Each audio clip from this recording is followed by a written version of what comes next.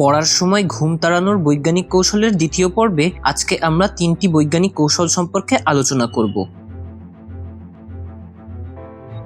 আমাদের শরীরের প্রায় 60% হলো পানি। এর মধ্যে 2% পানি শরীর থেকে কমে গেলে আমরা তৃষ্ণা অনুভব করি। ফলে ঘামের মাধ্যমে আমাদের শরীর থেকে ধীরে ধীরে ওয়াটার লেভেল কমে যেতে থাকে। ফলে ওয়াটার লেভেল কমে যাওয়ার কারণে আমাদের চোখে ঘুম চলে আসে। একটি রিসার্চ থেকে জানা যায় আমাদের শরীর থেকে মাত্র 1.5% মাত্রার পানি কমে গেলে কোনো কিছুতে কনসেন্ট্রেট করা ডিফিকাল্ট হয়ে যায়। কারণ পানির ঘাটতি দেখা দিলে আমাদের রক্তের ঘনত্ব বেড়ে যায়, ফলে বিভিন্ন অঙ্গের কাজ করার ক্ষমতা স্লো হয়ে যায়। এই কারণে আমাদের ব্রেইনে পর্যাপ্ত নিউট্রিশন এবং অক্সিজেনের অভাব দেখা দেয়। ফলে আমাদের কনসেন্ট্রেশন লেভেল কমে যায় এবং আমাদের ঘুম চলে আসে। তাই আপনি যদি পড়তে বসেন তাহলে আপনাকে কিছুক্ষণ পর পর পানি পান করতেই হবে। প্রতিদিন কমপক্ষে 8 থেকে 10 গ্লাস পানি পান করা উচিত। তাহলে আমাদের শরীর সবসময় অ্যালার্ট থাকবে এবং কনসেন্ট্রেশন লেভেলও অনেক বেড়ে যাবে, সাথে সাথে ঘুমও চলে যাবে।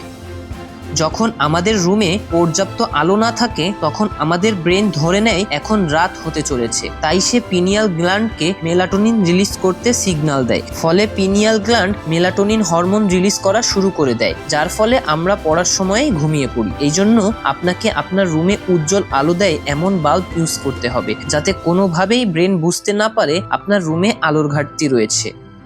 ঠান্ডা পানি স্কিনের মাধ্যমে আমাদের নার্ভ সিস্টেমকে অ্যাক্টিভেট করে। এর ফলে আমাদের অ্যালার্টনেস বেড়ে যায় এবং ঘুম ভাবও চলে যায়। আমরা যখন আমাদের মুখে ঠান্ডা পানি লাগাই তখন আমাদের শরীরে নোরাড্রেনালাইন নামক হরমোন রিলিজ করে এবং আমাদের শরীরকে অ্যালার্ট করে দেয়। তাই আপনি যখন পড়তে বসবেন তখন মুখে ঠান্ডা পানি লাগালে আপনার ঘুম ভাব চলে যাবে।